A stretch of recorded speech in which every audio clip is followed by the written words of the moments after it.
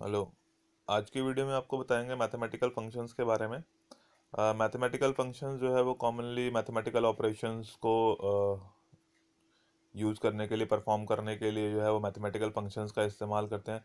जैसे एडिशन का, मल्टीप्लिकेशन का, या आपने राउंड ऑफ करना है, पावर कैलकुलेट करनी है, तो उसके लिए जो है वो मैथमेटिकल फंक्शंस का इस्तेमाल किया जाता है।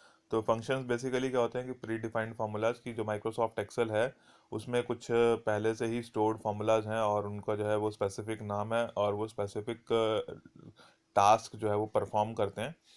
और उसके लिए हर एक बार जो फंक्शन है उसका अपना एक सिंटैक्स होता है। जैसे हमने पिछले वीडियो में आपको सम फंक्शन के बारे में बताया था, तो उसका सिंटैक्स में जो है वो दो तीन चीज़ें आती हैं। जो एक तो पहला, सबसे पहला कि जो भी आपका फंक्शन है उसका उसको आपने जो है वो इक्वल टू के साइन से स्टार्ट करना होता है। देन फंक्शन का नेम आता है और उसके बाद जो है उस फंक्शन का जो है वो आर्ग्यूमेंट आता है और आर्ग्यूमेंट को जो है हम वो ब्रैकेट्स में क्लोज करके लिखते हैं।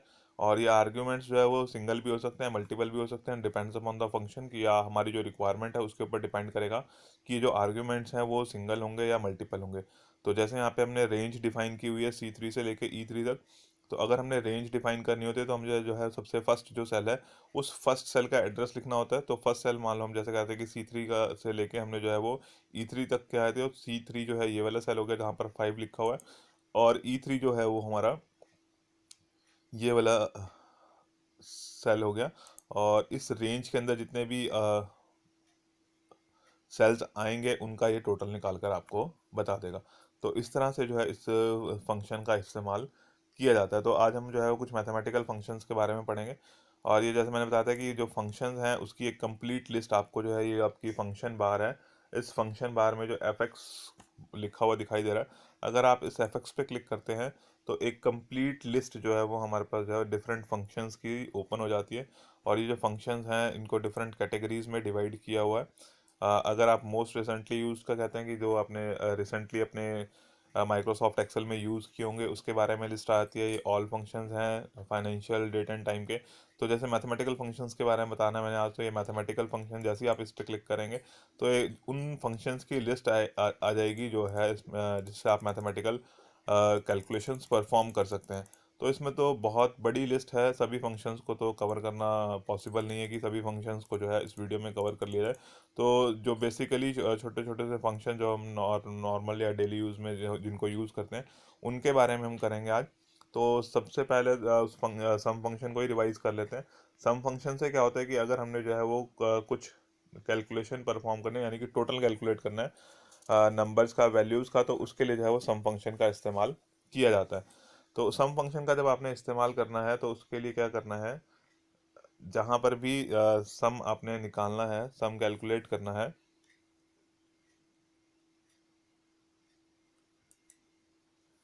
उसके लिए उस सेल में जाना है आपने। मान लो हमें जो है इस सेल में जो है इतने जो भी 4 5 6 7 8 9 इसका टोटल निकालना है। तो हम इस सेल में आ जाते हैं। यहाँ सेल पे आपको क्या करना है, इक्वल टू का साइन प्रेस करना है कीबोर्ड से। देन आपको जो है वो सम निकालना है, तो आपको सम टाइप करना है। सम आप टाइप करेंगे, आप नीचे देख रहे होंगे कि जो है वो सम से रिलेटेड जो है वो डिफरेंट फंक्शंस में जो है वो कुछ लॉजिकल फंक्शंस भी साथ में आते हैं। जैसे सम इफ प्रोडक्ट निकालना है उसका। तो इस तरह से हमने अभी सिंपल सम फंक्शन यूज़ करना है, तो हमने सम लिखा, देन उसके बाद ब्रैकेट लगा दी।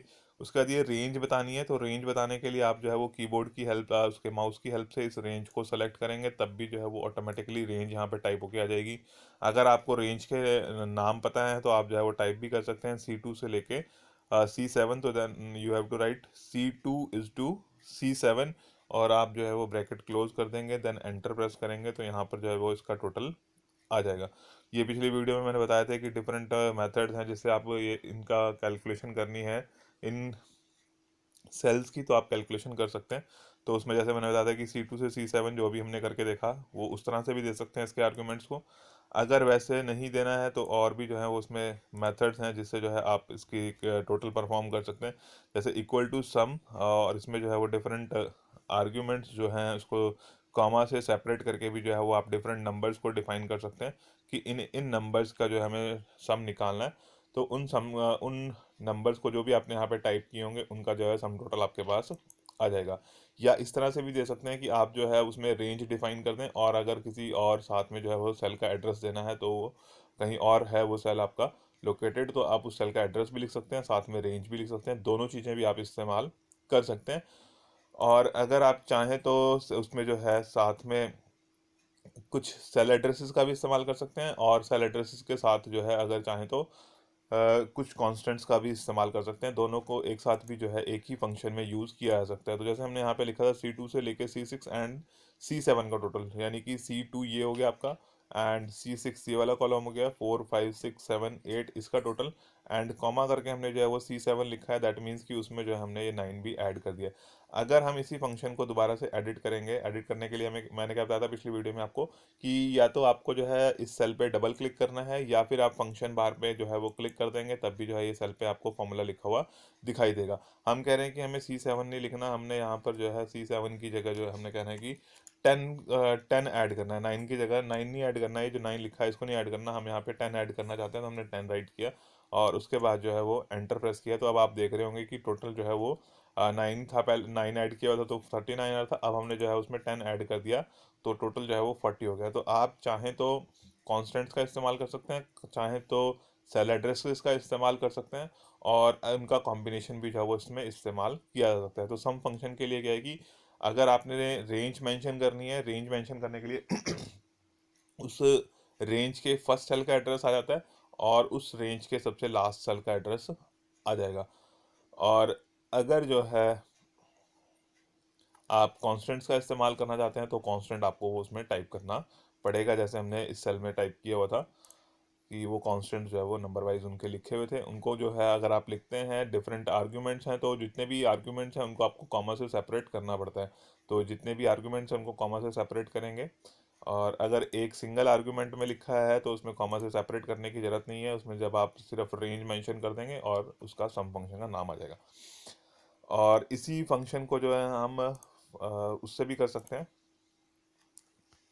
विजर्ड के थ्रू भी कर सकते हैं। तो विजर्ड के थ्रू करना होगा तो आपने पहले यहाँ पे मैथमेटिकल फंक्शन सेलेक्ट करने हैं, फिर यहाँ पे इस रेंज में आप सेलेक्ट करेंगे, और जैसे ही एस टाइप करेंगे, SUM वाले फंक्शन चाहिए हमें, तो यहाँ से हमें जो है वो सर्च करना पड़ेगा कि एस सम फंक्शन कहाँ पर है। इसमें जैसे ये आ गया हमारा सम फंक्शन पे क्लिक किया, तो जैसे बताया था मैंने पिछली वीडियो में भी, वो बता देता है कि सम फंक्शन है, इसमें जो है add all the numbers in a particular range of cells, कि जो आप पर्टिकुलर रेंज उसको बताएंगे उस पर्टिकुलर रेंज में जितने भी नंबर्स होंगे उनका वो टोटल कर देगा, और जो जितने भी नंबर्स हैं उनको आप कॉमा से सेपरेट करके लिख सकते हैं। देन ओके पे प्रेस करेंगे। इसके बाद जो है आपको यहाँ पे या तो नंबर सेल के एड्रेसेस लिखने हैं या सेल की रेंज लिखनी है, और जो अगर आपको पता है तो आप जो है यहाँ पे टाइप कर सकते हैं जो भी आपके नंबर्स हैं या रेंज हैं। अदरवाइज़ जो है अगर आपने अपनी शीट में से सेलेक्ट करना होता है तो आपको इस बटन पे क्लिक करना होता है। इस बटन पे जैसे ही आप क्लिक करेंगे ये शीट की आपका एक्टिव हो जाएगा, और इस शीट में से जो है आपने वो रेंज, पर्टिकुलर रेंज जो है यहाँ पे सेलेक्ट कर लेनी है। जैसे ही आप रेंज सेलेक्ट करेंगे वो रेंज यहाँ पर आ गई है। C6 पहले से टाइप था उसको हम हटा देते हैं यहाँ से। ये जो हमारी रेंज है, रेंज हमने सेलेक्ट कर ली, और ये C6 हमने नहीं ऐड करना है अभी अलग से इसमें। तो C2 से C7 रेंज हमने सेलेक्ट कर ली। देन इसी पॉइंट पे आपको दोबारा से क्लिक करना है, तो आपका फंक्शन का डायलॉग बॉक्स दोबारा से ओपन हो जाएगा, और वो आपको दिखा भी रहा है कि इसके अंदर क्या, रेंज के अंदर कौन कौन से नंबर्स हैं, उनका क्या रिजल्ट है, वो सब चीज़ें हैं, वो फाइनल रिजल्ट क्या आएगा वो आपको यहाँ पर दिखा दिया जाता है। आप ओके क्लिक करेंगे और वहाँ पर जो है जिस भी सेल पे आपने वो फंक्शन ऐड किया था वहाँ पर वो उसका रिजल्ट दिखा देता है। ठीक है। तो ये था आपका सम फंक्शन। उसके बाद एक हम प्रोडक्ट फंक्शन के बारे में कर लेते हैं। प्रोडक्ट फंक्शन जो है that is used for calculating the product of supplied set of numerical values, की जो भी हमारे पास न्यूमेरिकल वैल्यूज़ हैं उनका अगर हमें प्रोडक्ट कैलकुलेट करना है तो प्रोडक्ट फंक्शन है उसके लिए। तो जैसे मान लो इस सेल में हमें जो है वो 4 × 5 जो है वो कैलकुलेट करना है, तो 4 और 5 का प्रोडक्ट कैलकुलेट करना है। तो जैसे फॉर्मूला में तो आपके पास था कि आप जो है 4 लिखेंगे, 4 के बाद जो है वो यहाँ पर ये एस्ट्रिक का साइन लगाएंगे, देन 5 लिखेंगे, तो आपके पास जो है वो डिज़ायर्ड रिजल्ट्स आ जाएंगे। और साथ ही जो है हम इसमें फंक्शन के थ्रू भी इसी को कर सकते हैं। तो उसके लिए क्या करना है, आपको इक्वल टू लिखना है, देन हम प्रोडक्ट निकालना है, तो उसके लिए प्रोडक्ट फंक्शन है। ये आपके यहाँ पे दिखाई दे रहा है कि जैसे आप कुछ वर्ड्स टाइप करते हैं फंक्शन से रिलेटेड, वो फंक्शन से मैचिंग जो है लिस्ट आपके पास यहाँ पर आ जाती है। और इसी को आप अगर एक्टिव करना चाहते हैं तो टैब की प्रेस करेंगे, टैब की प्रेस करने से वो फंक्शन जो है वो ऑटोमेटिकली कंप्लीट हो जाता है, या उस फंक्शन के ऊपर आप क्लिक कर दें तब भी जो है वो फंक्शन आपका कंप्लीट हो जाएगा। देन जैसे मैंने बताया था कि उसके बाद आपको जो है वो ब्रैकेट में उसके आर्ग्यूमेंट्स लिखने होते हैं। तो आर्ग्यूमेंट्स में अगर आप चाहें तो इस सेल की रेंज, सेल का जो है वो एड्रेस भी लिख सकते हैं। सेल एड्रेस है जैसे हमारे पास C2 एंड C3, तो हम जो है वो C2 लिखेंगे और यहाँ पर कॉमा C3।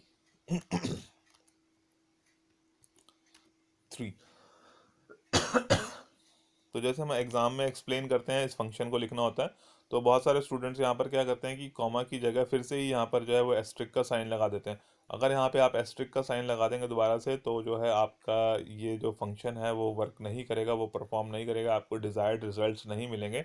तो जब आपने इसका इस्तेमाल करना है फंक्शन का, तो आपने जो भी उसके अंदर आर्ग्यूमेंट्स हैं उनको कॉमा से सेपरेट करके लिखना है।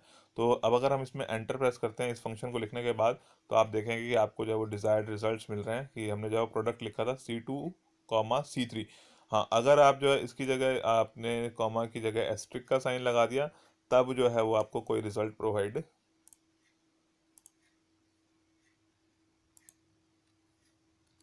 नहीं करेगा, वो रिजल्ट्स आपको जो है नहीं मिलेंगे। वो फंक्शन जो है वो एरर शो कर देता है कि अगर जो है आपने यहाँ पर इसकी जगह कोई और साइन जो है वो इस्तेमाल किया है, तब जो है वो फंक्शन एरर शो कर देगा। तो ये जो भी आर्गुमेंट्स हैं हमने कॉमा से सेपरेट करके लिखने हैं, तो जैसे हमने सम फंक्शन में किया था, यहाँ पर भी आप चाहें तो रेंज मेंशन कर सकते हैं, कॉन्स्टेंट्स का चाहें तो कॉन्स्टेंट्स का इस्तेमाल कर सकते हैं, दोनों का कॉम्बिनेशन चाहें तो दोनों का कॉम्बिनेशन भी इस्तेमाल किया जा सकता है। देन एक हो गया आपका सम फंक्शन, दूसरा हो गया प्रोडक्ट फंक्शन, और तीसरा जो है फॉर एग्जांपल कि हमने पावर फंक्शन का इस्तेमाल करना है और हमारे पास जो है वो 2 और 3 जो है वो दिया हुआ है, और हम कैलकुलेट करना चाहते हैं 2 रेज टू पावर 3। हमने क्या कैलकुलेट करना है? 2 रेज टू पावर 3। अगर जो है हमने इसको फॉर्मूला के थ्रू करना होता तो हम लिखते हैं 2 एक्सपोनेंशियल ऑफ 3। तो आपके पास जो है वो 2 इंटू 2 जो है वो 8 रिजल्ट आ जाना था। बट अगर हम पावर फंक्शन का इस्तेमाल करते हैं तो पावर फंक्शन के लिए क्या है कि equal to power, then bracket में हमने लिखना है, पहले हम क्या लिखेंगे? उसका बेस लिखेंगे। ये ध्यान रखना है कि यहाँ पर जो है हमने पहले बेस लिखना है, देन उसकी पावर लिखनी है। तो पहले पावर बेस लिखा हमने 2 है, देन जो उसका बेस 2 लिख दिया, देन पावर जो है वो 3 है। कॉमा से सेपरेट करके लिखना है, ब्रैकेट को क्लोज करना है, एंटर प्रेस करना है, सेम रिजल्ट हमारे पास आ जाएगा। अगर आप चाहें तो इक्वल टू पावर,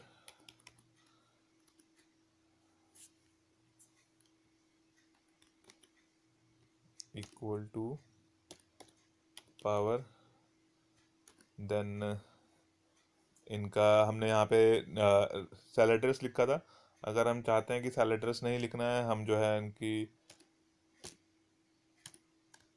कॉन्स्टेंट्स का इस्तेमाल करना चाहते हैं, तो कॉन्स्टेंट्स लिखेंगे, तब भी जो है हमें डिज़ायर्ड रिजल्ट्स मिल जाएंगे।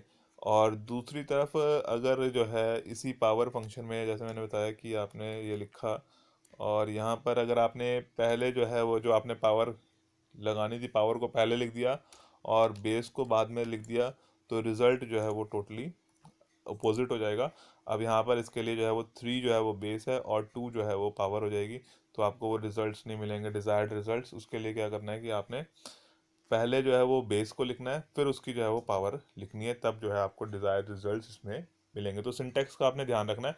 और अगर कोई प्रॉब्लम आती है तो आप इस एफ एक्स फंक्शन पे क्लिक करके जो है यहाँ से देख सकते हैं, वो आपको बता देगा कि किस नंबर की आपने कैलकुलेट करनी है और क्या उसकी पावर है, और साथ में जो है वो क्या रिजल्ट्स आएंगे, वो रिजल्ट जो है आपको शो कर देता है। यहाँ पे डायरेक्ट पावर फंक्शन इसलिए खुल गया क्योंकि जहाँ पर हमने जिस जो हमारा एक्टिव सेल था, उस एक्टिव सेल में हमने पावर फंक्शन का इस्तेमाल किया हो। तो जैसे ही आप एफ एक्स पे क्लिक करेंगे तो उस फंक्शन का एक जो है वो डायरेक्टली डायलॉग बॉक्स जो है वो ओपन हो जाता है। अगर आप ब्लैंक सेल में करते हैं तो फिर वो लिस्ट ओपन होती है, और उस लिस्ट में से आपको जो है वो अपना फंक्शन सेलेक्ट करना पड़ता है जिसको आपने यूज़ करना है। बट यहाँ पर जो है जब अगर आपने फंक्शन लिखा हुआ ही है, तो उसी फंक्शन से के लिए जो है वो एक डायलॉग बॉक्स ओपन हो जाता है कि वहाँ पे जो भी आर्गुमेंट्स उसमें लिखने हैं, वो आर्गुमेंट्स यहाँ पर आप ऐड कर सकते हैं। तो जैसे हमने यहाँ पे 2 लिखना था, यहाँ पर जो है वो नेक्स्ट में 3 लिखना था तो बेस 2 हो गया और नंबर जो है 2 की पावर 3, तो रिजल्ट जो है वो 8 आएगा। तो इसमें बहुत जो है आप कहीं तक भी निकाल सकते हैं, 2 रेज टू पावर 30 आप जो है कैलकुलेटर से भी निकालेंगे तब भी आपको बहुत टाइम लगेगा। बट यहाँ पर जो है वो एक साथ साथ ही इसने जो है वो रिजल्ट आपको बता दिया कि अगर जो है वो 2 रेज टू पावर 30 होगा तो उसका रिजल्ट इतना आएगा। अगर ये भी नंबर भी आपके पास जो है वो है है काफ़ी बड़ा है, तब भी जो है उसकी पावर वो एक बहुत ही फ्रैक्शंस ऑफ सेकंड में जो है वो कैलकुलेट करके आपको बता देता है। तो इस तरह से ये रिजल्ट्स हमारे पास आ जाते हैं। देन जो नेक्स्ट फंक्शन हम करेंगे, फोर्थ जो है हमारे पास अब नेक्स्ट जो हमने करना है, that is square root. Square root, तो स्क्वायर रूट के लिए जो हमारा फंक्शन है दैट इज SQRT। जो स्क्वायर रूट के लिए फंक्शन है वो हमारा है SQRT।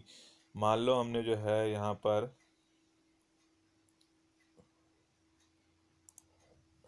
इसको हम डिलीट कर देते हैं,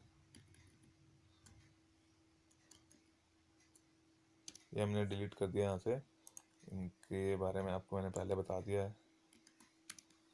यहाँ पे हमारे पास लिखा हुआ है 49। इसका जो है 49 का हमने स्क्वायर रूट कैलकुलेट करना है। स्क्वायर रूट का मतलब तो आपको पता ही है कि उसका वर्गमूल निकल के आपके पास आ जाएगा। तो स्क्वायर रूट फंक्शन जो है वो कैलकुलेट कर देगा आपके पास, जो भी आप नंबर देंगे उसका जो है वो स्क्वायर रूट निकाल देगा। बट अगर आपका नंबर नेगेटिव में होगा तो फिर वो उसके लिए एरर शो कर देता है। मान लो हमने इसका स्क्वायर रूट निकालना है तो हम क्या लिखेंगे, इक्वल टू, तो कंप्लीट नहीं लिखना स्क्वायर रूट, तो उसके लिए जो फंक्शन है SQRT। तो ये आपने ध्यान रखना है कि अगर स्क्वायर रूट कैलकुलेट करना है तो उसके लिए जो फंक्शन है वो है SQRT। वैसे तो कंप्यूटर में यहाँ पे कोई प्रॉब्लम नहीं है कि आप उसको कैपिटल में लिखें या शॉर्ट में लिखें। अगर कैप्स में लिखेंगे ऑन में या ऑफ में तो दोनों में सेम ही रिजल्ट्स मिलते हैं। तो स्क्वायर रूट निकालना है हमने, तो उसमें सिर्फ एक ही आर्गुमेंट आएगा, एक ही नंबर आएगा, इसमें जो है वो कोई रेंज वाली बात नहीं है। तो जैसे हमने इसका निकालना है तो इसका सेल एड्रेस भी लिख सकते हैं और उसका नंबर भी लिख सकते हैं, कांस्टेंट भी लिख सकते हैं। तो आप नंबर लिखेंगे, उसके बाद एंटर प्रेस करेंगे तो आपके पास जो है वो रिज़ल्ट आ जाएगा। और जैसे हमने इस सेल एड्रेस के लिए जो है यहाँ पर कैलकुलेट किया था, फंक्शन यहाँ पर यूज़ किया था। अगर यहाँ पर जो है हम ये 49 की जगह 64 लिख देंगे तो आप देखेंगे कि ये जो रिज़ल्ट है ऑटोमेटिकली जो है वो चेंज हो जाएगा। अगर यहाँ पे जो है आप और कुछ चेंज करेंगे तो ऑटोमेटिकली जो है ये इसका स्क्वायर रूट जो है वो जो भी होगा वो यहाँ पे ऑटोमेटिकली चेंज हो जाता है। आपको फंक्शन में चेंज करने की जरूरत नहीं है। अगर यहाँ पर भी जो भी उसके सेल एड्रेसेस आपने यूज़ किए हैं तो सेल एड्रेसेस की वैल्यू में भी अगर कोई चेंज आता है तब भी उसके रिजल्ट जो है वो फंक्शन से ऑटोमेटिकली चेंज हो जाते हैं। इसको व्हाट इफ एनालिसिस के नाम से जानते हैं कि अगर ये चीज़ इतनी होगी तो इसका क्या रिजल्ट आएगा। तो इसको हम व्हाट इफ एनालिसिस के बारे में बोलते हैं। ये आपका स्क्वायर रूट फंक्शन, चाहे तो आप सेल एड्रेस लिख सकते हैं। सेल एड्रेस लिखने से क्या होता है कि आप इस वैल्यू को कुछ भी चेंज करते हैं तो उसके रिजल्ट जो है ऑटोमेटिकली चेंज हो जाते हैं। बट अगर आपने जो है यहाँ पर स्क्वायर रूट फंक्शन लिखा है SQRT और कोई नंबर लिखा है यहाँ पे, तो नंबर लिखने से क्या होगा कि उस नंबर का जो भी स्क्वायर रूट होगा वो आपके पास आ जाएगा। देन मोड फंक्शन है एक हमारे पास मैथमेटिकल फंक्शन में। तो मोड फंक्शन से क्या है कि हमारे पास जो है वो रिमाइंडर आ जाता है। मोड फंक्शन से क्या होगा कि आपके पास जो है वो रिमाइंडर आ जाएगा कि अगर आपने जो है वो एक पर्टिकुलर नंबर को किसी दूसरे पर्टिकुलर नंबर से डिवाइड किया है तो डिवाइड करने के बाद जो है आपके पास कितना जो है वो एज रिमाइंडर जो है वो बाद में बचेगा, शेष कितना बचेगा। मान लो आपने एक संख्या को दूसरी संख्या से भाग दिया है, तो भाग देने के बाद क्या है कि जो आपका शेष बचेगा वो यहाँ पर शो हो जाता है। और अगर कुछ बचेगा तो वो नंबर दिखा देगा, और अगर जो है वो कम्प्लीटली उससे डिवाइड हो जाता है तो आपके पास जो है वो रिमाइंडर जो है वो ज़ीरो आ जाएगा। बट उसके लिए जो फंक्शन का नाम है दैट इज़ मोड MOD। तो मान लो जैसे हमने यहाँ पर किया इक्वल टू MOD, और पहले आप वो लिखेंगे जिसको आपने डिवाइड करना है। फॉर एग्जांपल कि हमने इसको डिवाइड करना है और ये हमारा जो है जिससे हमने उसको डिवाइड करना है, और इसके बाद जो है आप ब्रैकेट क्लोज कर देंगे, एंटर प्रेस करेंगे, और आपके पास जो है अगर 87 को आप 7 से डिवाइड करेंगे तो जो है वो रिमाइंडर आपके पास 4 बचेगा।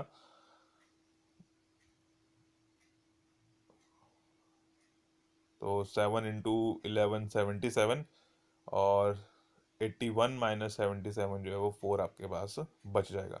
और अगर आप इसको 81 को 9 से डिवाइड करते हैं तो रिमाइंडर जो है वो ज़ीरो है। तो कंप्लीटली डिवाइड हो जाता है तो कुछ भी नहीं बचेगा आपके पास फाइनली। और 10 से डिवाइड करते हैं तो आपके पास 10 × 8 = 80, और 1 जो है वो रिमाइंडर बच जाएगा। तो ये हमारा मोड फंक्शन है कि जिसमें हम रिमाइंडर कैलकुलेट कर सकते हैं। तो रिमाइंडर निकालने के लिए क्या है कि इक्वल टू मोड फंक्शन का नाम है, देन सिंटेक्स में क्या लिखना है कि आपने जिसको पहले डिवाइड करना है वो आपका पहले आएगा, देन जिस नंबर से डिवाइड करना है वो बाद में आता है।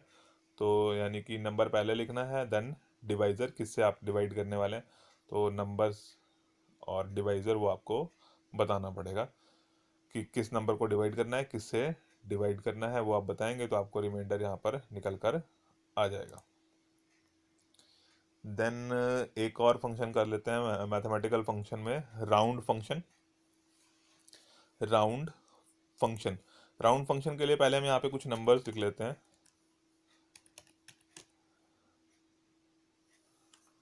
राउंड फंक्शन के लिए जो है हम यहाँ पर कुछ नंबर्स लिख लेते हैं।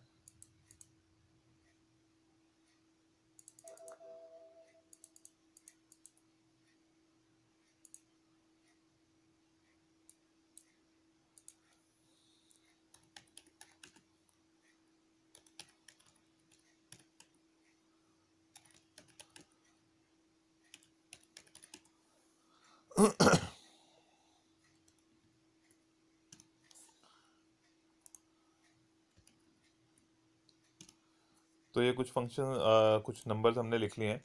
मान लो हमने जो है इसको राउंड ऑफ करना है, तो राउंड ऑफ करने में दो चीज़ें बतानी पड़ती हैं आपको कि एक तो किस नंबर को आप राउंड ऑफ करना चाहते हैं, दूसरा आपको बताना पड़ेगा कि कितने डेसिमल प्लेसेस तक जो है आप उसको राउंड ऑफ करना चाहते हैं।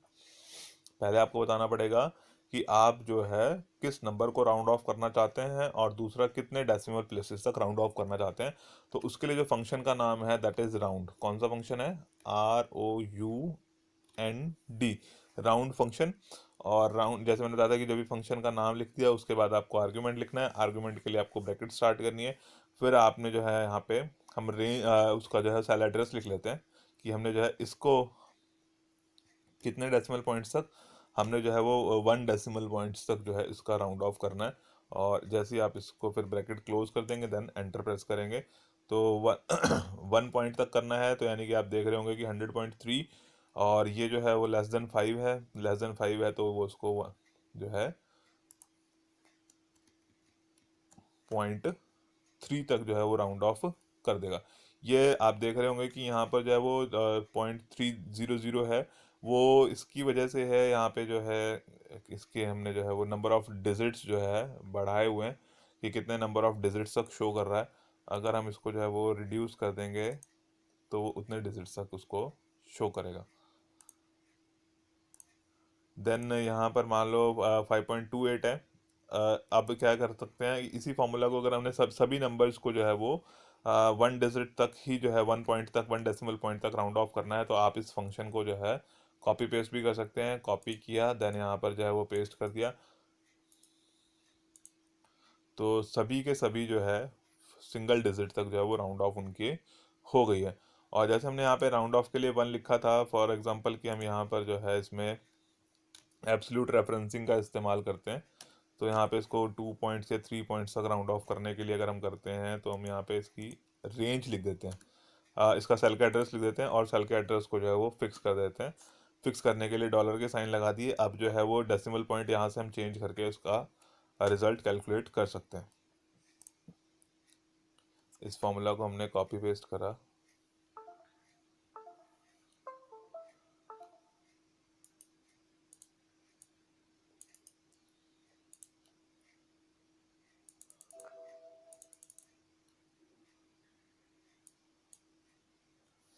ये जो एक्स्ट्रा जीरोस दिखाई दे रही हैं ये इसलिए हैं कि डेसिमल पॉइंट्स जो है यहाँ से आप इंक्रीज और डिक्रीज कर सकते हैं। तो ये देख रहे होंगे कि डेसिमल पॉइंट्स जो है अगर आप चाहें तो ऑटोमेटिकली यहाँ से भी इंक्रीज और डिक्रीज हो सकते हैं। बट उसका जो राउंड ऑफ करना है, राउंड ऑफ करने के लिए यहाँ से हमारे पास ऑप्शन है कि जैसे हमने 2 डिजिट्स तक का लिया था उसका राउंड ऑफ करने के लिए, तो 2 डिजिट्स तक आ रहे हैं हमारे पास। अगर हम इसको चेंज कर देंगे तो ये जो है वो 3 डिजिट्स तक जो है उसको राउंड ऑफ करके आपको रिजल्ट शो कर देगा। तो जो 3 डिजिट्स है यहाँ पे जो है वो 3 डिजिट तक करेंगे अगर, तब भी जो है वो 6 ही आएगा, क्योंकि 9 से जो है वो क्रॉस ऑफ होके ऑटोमेटिकली 5 का 6 बन जाएगा। तो ये कुछ फंक्शंस है, मैथमेटिकल फंक्शंस। आज की वीडियो में इतना ही है। Okay, thank you.